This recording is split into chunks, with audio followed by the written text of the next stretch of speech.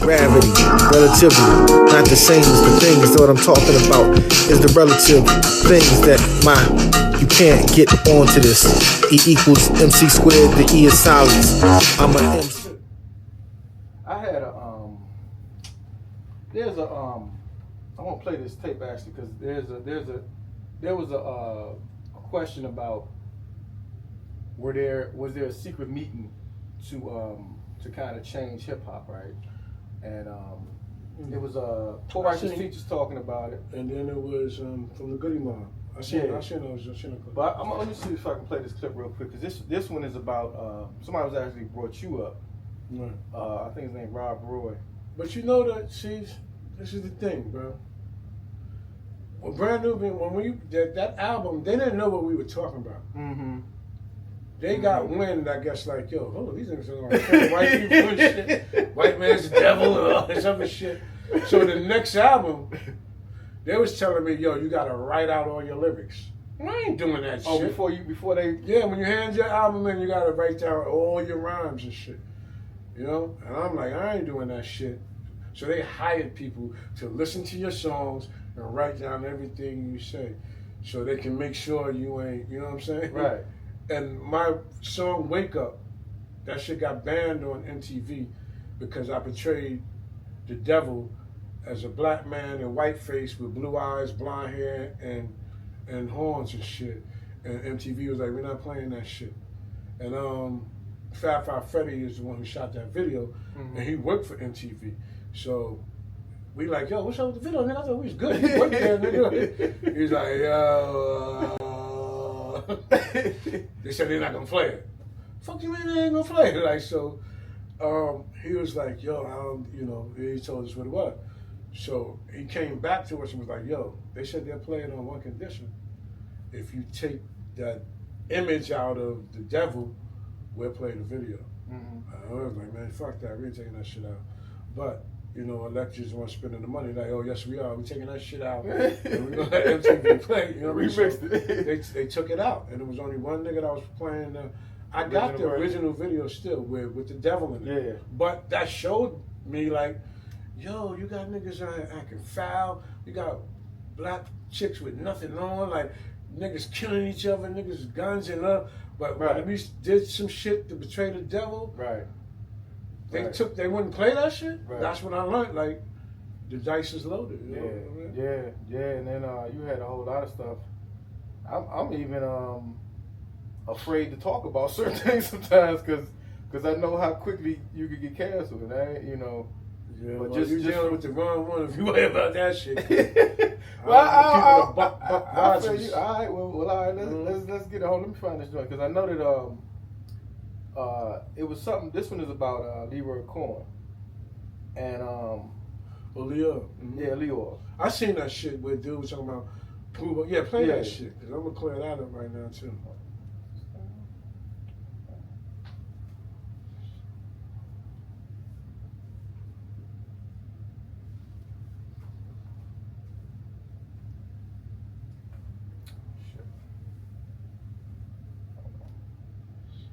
Give me 1 second. This thing connected. I thought it was.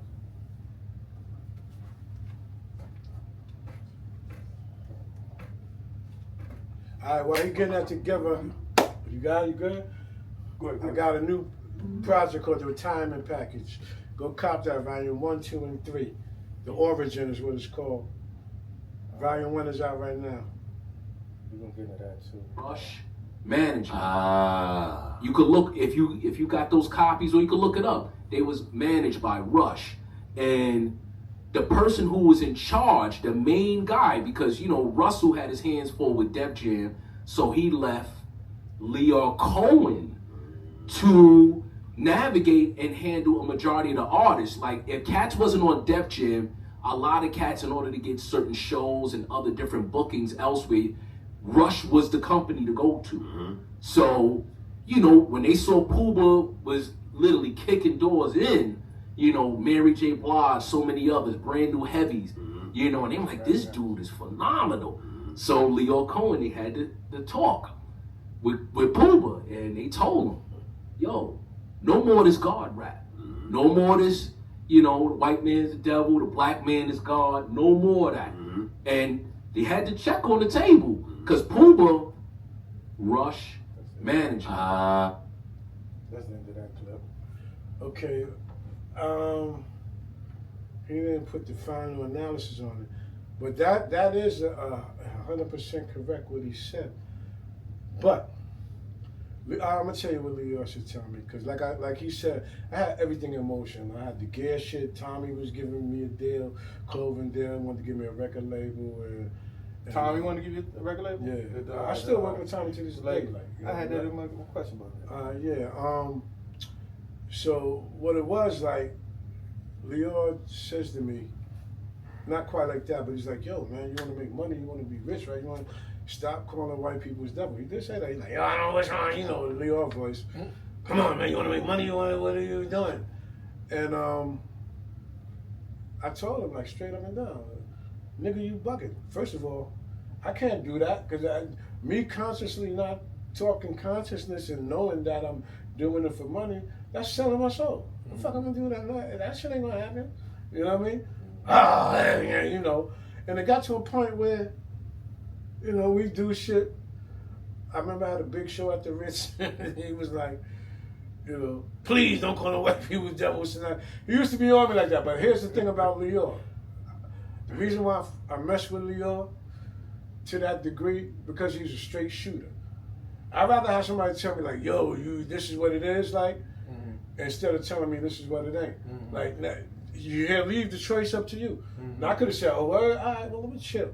Nobody would have known that if I would have said, yo, fuck it. You know what I mean? I'm going to stop talking about conscious shit. Like, you know, I'm going to get this bag over here. That's not in my nature. There's certain things where there are tests that are given to you in the game, and like my natural instinct was, oh no, he's not one of us, because it was a time that I was at that point where like I was that next dude. Just before anybody had clothing lines and all of that, niggas, whatever my wave was and my vibe was, that was it. From Ye to J to whoever you want to say, like everybody, that was my shit. Like, you know what I mean? And they'll tell you that. But you know, I just my nature got me like, do what? Motherfucker go in? No, like that's my instinct. So it's like they'll test you and certain. I don't know about everybody else, but I'm speaking for myself. They'll test you. They tested me to see if I, you know, certain shit where it's like, nigga, what? Like, nah, you know what I mean? So they knew like fuck it, he's not, you know. So the next thing they're gonna do is they're gonna blackball you. They're gonna like certain shit. They'll start saying certain shit. He's uncooperative. He don't want to work. You know, how the fuck I don't want to work, bro? I produced my whole album. I wrote my whole album. I go out perform my shit, but I don't want to sound crazy. It's difficult to work with. Why? Because I don't want to go on a promo tour around the fucking country in a funky ass van for $30 a day per diem. No, motherfucker, I'm not doing that. I got paid shows right now. Do you know what you do? When I'm into certain cities, hook up the radio shit and then I go do it. So that way I'm getting paid to be there. Like, you're not gonna put me in no van. Well, how you gonna sell your record? Nigga, I done did all this shit. I produced it, wrote it, whatever, arranged it, did everything. Y'all sitting in the office in the AC. The label get $10 a record. I'm getting a quarter. That shit ain't, the math ain't mathing. So when you take that approach to shit, they like, oh, you know, you're not falling in line. But the thing is, I was doing this shit before the industry even came along. I was doing this shit for the love. And that's what got me to where I am today. So you're not gonna have, who the fuck, like a label's really, you my boy? Get the fuck, come on. I was in the trenches doing this shit. You know what I mean? You think you saying, all right, we're not gonna push your album, then don't push it, nigga. You know what I mean? Like, what you want me to say? Like, oh, please, push my, I need that. Nigga, fuck out of here. Don't do it then.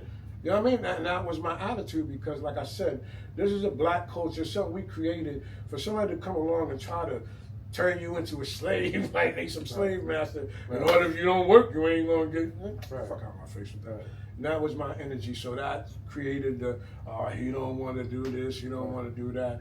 But I stood on business and principle, and they don't like that, you know. I used to get in an argument sometimes. Yo, come on, let's just do it. No, come on, we ain't just doing shit. I'm not, if it don't feel right and it ain't right, I'm not doing it. But it got to the point when we were signed to Average to do the reunion album, them niggas had a cardboard life-size cutout of me because that nigga might not show up. Like, I was like, yo, God, they got a fucking cut out of me so we take pictures and put that shit next to us, like, because that's what it was. Like, right. certain shit, like, it didn't mean that much to me to the point where I'm gonna sacrifice or do something I'm uncomfortable with, because this is something that was made out of nothing and I was doing it for the love, so I'm not gonna let the money take me out of my character. Right. And that's just basically it, you know what I mean? Yeah. And on top of this nigga's conscious, this nigga's talking about that. Right. But at the same time, he's the flyest nigga in the game. Right. This nigga with the fits and all that shit. Right. So they had to work because you had to run really from master ceremonies, I would say up until 98. Like, and I'm talking about you. I'm talking about Puba. I ain't talking about Brand Newbie. I'm talking about you and what you did, the forest that you built, the trees that you planted and you created. You was on top at collaborations. I mean, like I said, it was all love. Like, even then, like, you know what I mean? Even when I wrote that shit for May, that was like 2 minute thing, boom, all right, we gone. But then they said, yo, that's gonna be the title of an album.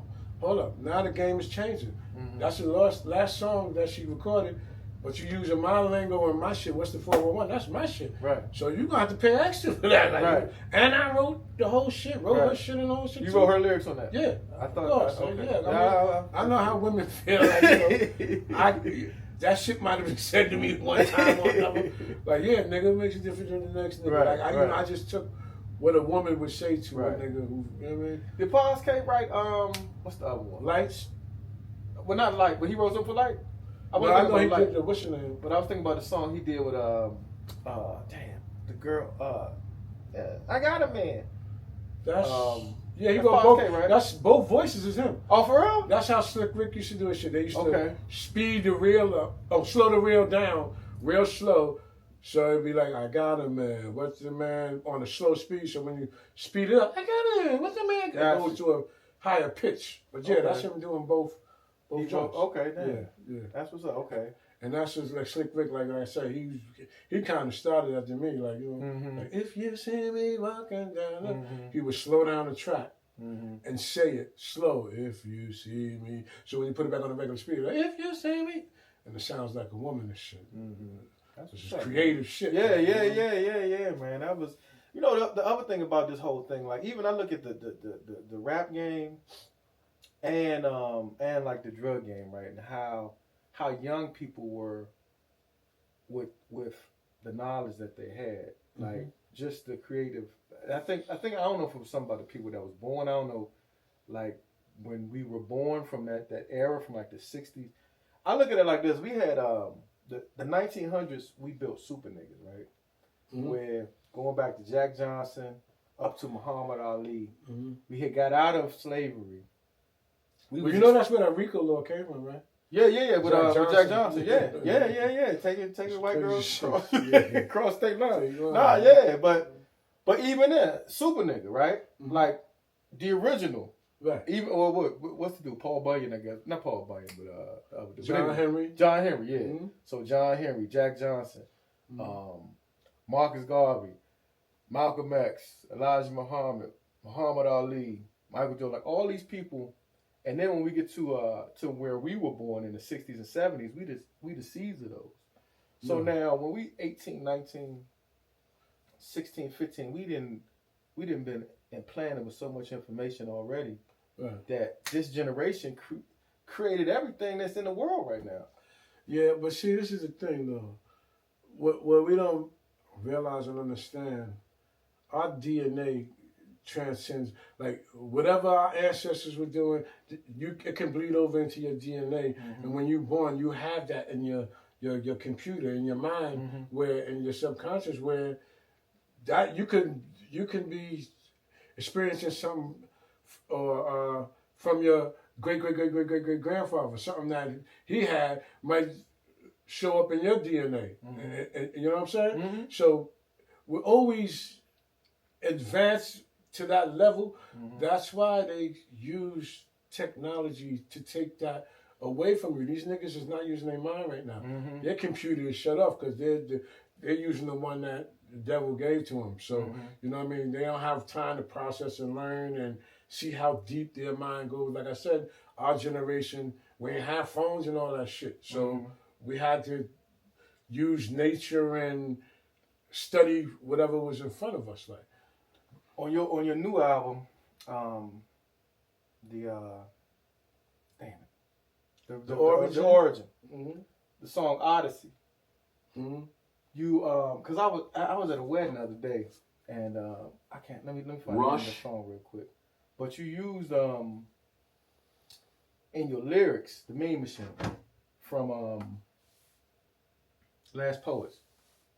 And what in the Odyssey, you said it was about technology got us tricked, but it's this that's the end of that second verse. Yeah, that's the end of that the Mean Machine. And I didn't know that. Are you serious? That's just an energy. That was the just shit on that record, like that. When I listened back to it, when it was all done, and I sat and really listened to it, it was shit I was saying that was in my subconscious that it bugged me out because I was like, oh shit. Like I realized, like if you play that shit, especially in the second verse, you know what I mean? It was like, oh, I can't believe I said that. I mean, I can believe I said it, but I wasn't conscious of what I was saying. Right. Like the full understanding. I understand. But it was on point, and that's what I'm saying about your subconscious. When you load your brain up, it'll come, certain shit will come out. Right. And like, it might take me a minute to, oh shit, I said that? That's crazy. Like, and then I remember writing it and not thinking the impact of what it is that I said until after I listened to it. Like, and it's just some other shit. Like, you know what I'm saying? Yeah, nah, cause Trip was the wedding that we were at, my god brother, we were talking about technology, right? And I was telling him how I can't stand it because I had to go to one of them robots, you know, you got to do the self checkout. And I was like, man, I can't stand this world we living in because I want human connection. Then he played me that he was like, yeah, Last Poets. No, he played me Last Poets. Okay. And so I heard it, right? Right. This technology, and then the next day I'm listening to your album, right? I probably said something similar, but I don't think it was. I'm telling you, man, it's about the same. It's the same. Yeah, I gotta it's the listen same to thing, like for real. Like, listen to both of them. Like my favorite shit on Last Poet, I haven't listened to in a while, but it's niggas. Yeah, niggas shoot pool, niggas shit, but niggas are scared of revolution.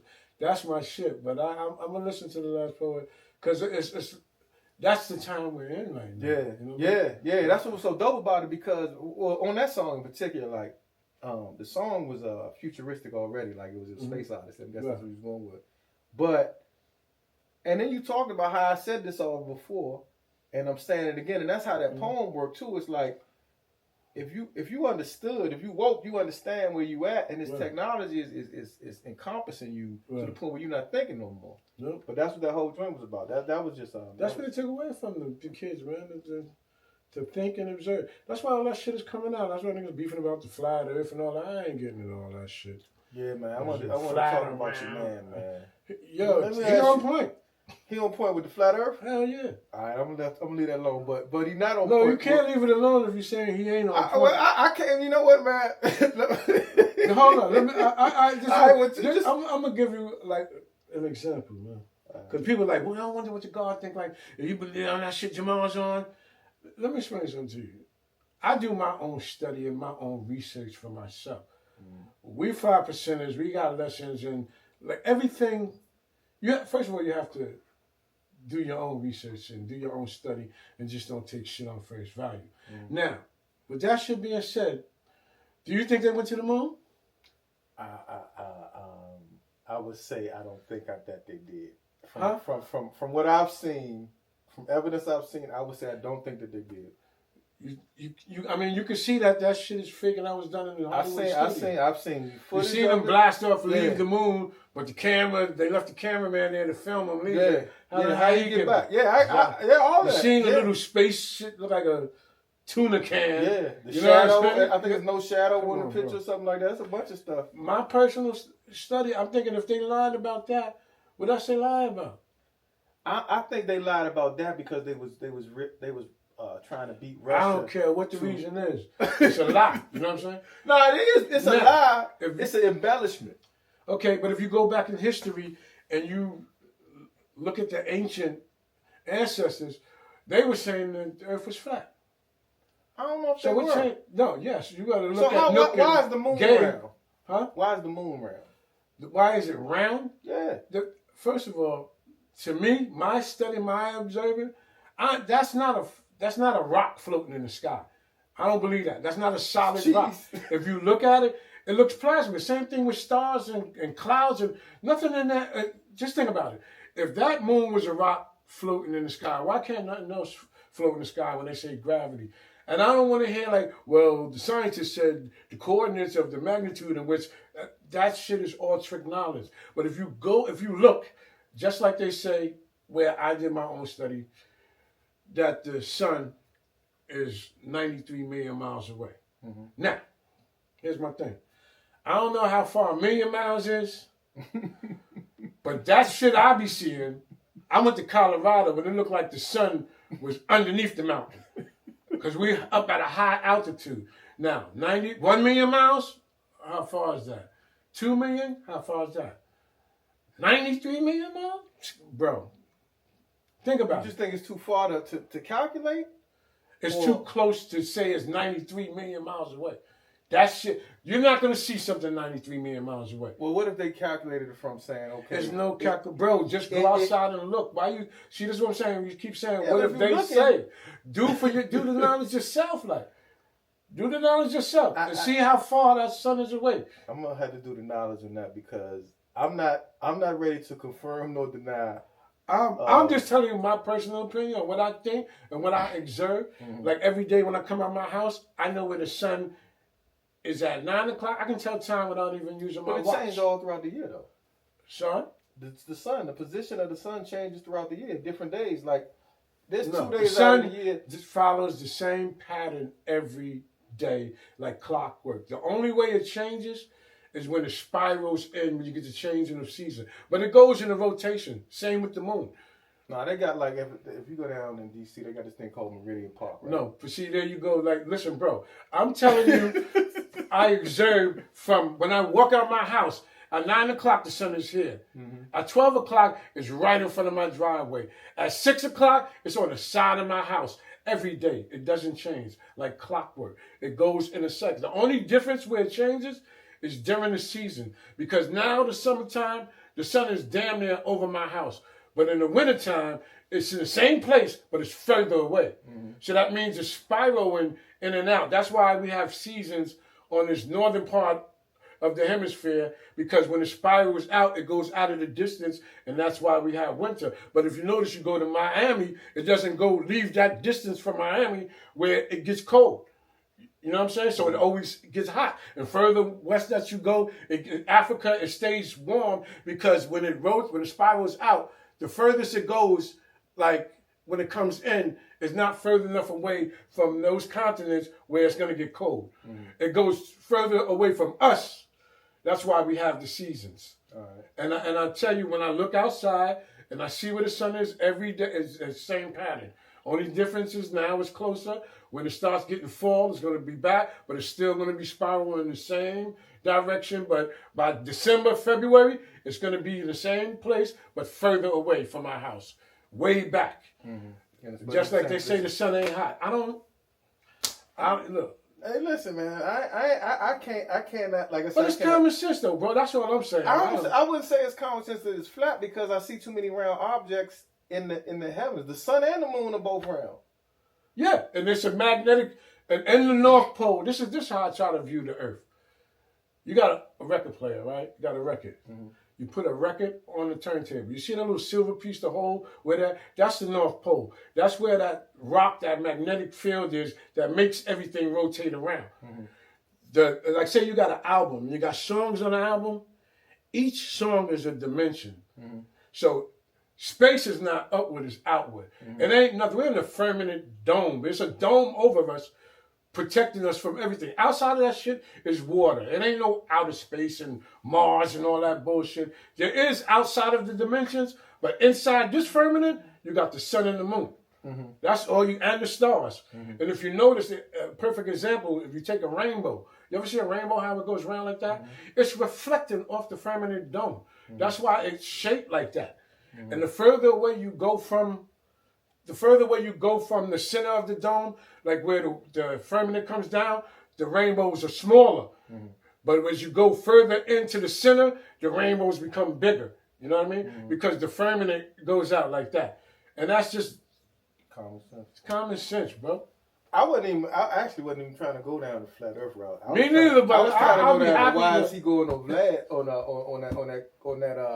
that Culture Vulture show after he dissed Farrakhan, after he didn't apologize, and he did apologize. That's why he went back. That apology. That wasn't no apology. Listen, let me explain this to you. Oh, okay, let me explain to you. All right. Who's the one that said he needed to apologize? I ain't messing with that nigga no more. Lord Jamar, right? Yeah. He apologized. I asked him, like, you know, and it was a good point. He said, bro, the only way you're going to teach the 85 is to go to where they at. Vlad got 6 million, whatever. Jamar started his own podcast. All those people, ain't nobody ride with him. You know what I mean? Yeah. They ain't look like he got 170-something thousand. He wasn't interviewing nobody. Who, Jamar? Yeah. He was interviewing a lot of people. I mean, I'm saying, like, I'm talking about the same way. No, yeah, because he's not interviewing, like he said. He got to go where the 85's at. Mm-hmm. His shit is a conscious shit. And every time he's on, he's the only one that'll speak up for black people. When Vlad out of the pocket, who checked him and correct him? Even with the Farrakhan, even with something, if he say something negative against anybody, Jamar be like, hold up, nigga, now you bugging. Like, he built this platform. He the one that got him. Exactly, but he built it on conscious, positive energy. I understand that. Jamar would check Vlad, so he went back to Vlad. For one, he said he apologized, whatever. For two, when Jamar's on Vlad, it's always constructive, positive energy. Motherfuckers will skip over that and just say, he's a coach. That nigga dedicated his career to uplifting his people. That shit ain't changed. You talking about Jamal? He dedicated his career to uplifting his people. Yeah. All of a sudden, he changed and now he's a sellout.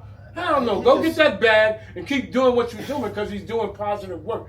So why are people still watching it? Who? I don't watch Anybody who watches it. I don't watch it. Anybody who says he's a sellout. I don't even know what he said on there. Right. But see, that's what I'm saying. Knowledge is the know. So if you don't do the knowledge, how you gonna know? Because I can't watch that vulture, man. It is not. See, we're talking about Jamar, not no, the vulture. I ain't talking about Jamar. Okay, but that's what I'm saying. Jamar's there to check the vulture to make sure when Jamar's on there's no out of line shit. Did you see the picture when he had his elbow on his head like this? On the Jamar? On Jamar head, yeah. I ain't seen none of that shit. Yeah. I'm not really. It was. That shit was probably Photoshop because he ain't gonna let nobody do that shit to him. He clowning him right now too. He's what? I seen him clowning him now. I seen a lot of people clown. Like I said, you can't get caught up in that negative energy, bro. Right, you see what the positive is in it, and that's what he stands for. And that's what he says. Shut him down. We shut him down. Yeah, and everybody need to boycott him. Like I'm saying, like everybody need to not go over there. It's so many other apologize. And like I said, he can't who are you accept your apology. Bro, ain't no apologies. Who are you? It's 6 million. It still gets millions of views. If everybody stopped going, he don't get no views.